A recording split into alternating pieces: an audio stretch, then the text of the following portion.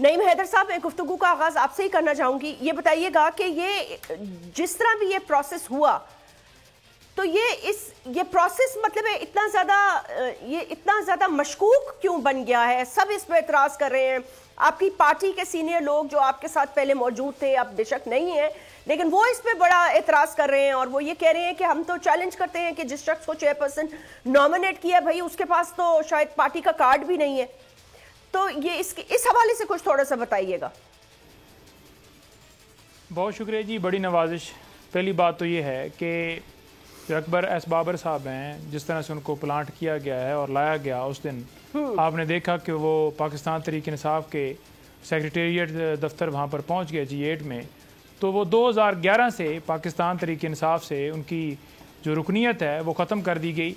और ये आप देख लें कि किस तरह से पाकिस्तान तहरीक इंसाफ के जो वहाँ पर लोग क़यादत मौजूद थी, तो उन्होंने उनको किसी तरह से आगे से ना मुदाखलत की, ना उन्हें कुछ कहा, बल्कि वो आए, वो सारी तफसीलात लेते रहे, बैठते रहे। तमाम प्रोसेस का हर एक बंदे को जो है वो पता है। ये इलेक्ट्रॉनिक मीडिया के ऊपर अगर आप देखें तो 3-4 दिन पहले ही ये खबर इस हवाले से, नॉमिनेशन के हवाले से अनाउंस हो चुकी थी और 2 तारीख जो है वो तारीख मुख्तस की गई।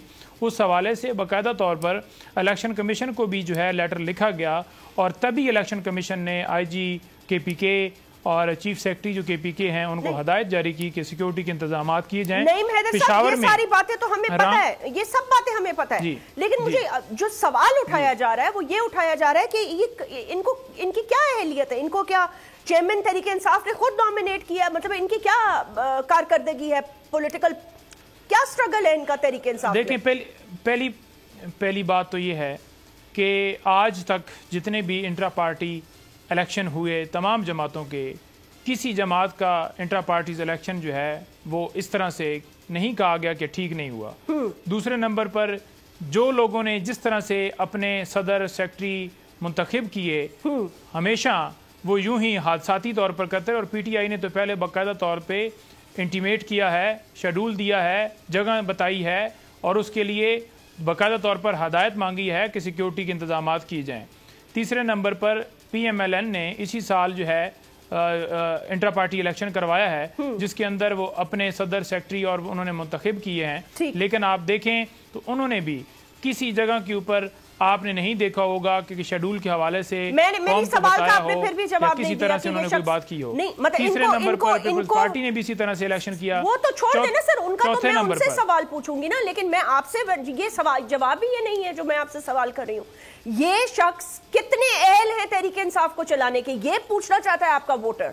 ये कौन शख्स है? और दूसरा ये कि क्या इनको former prime minister of Pakistan ने जेल से हिदायत दे के चेयरमैन बनवाया है इनको?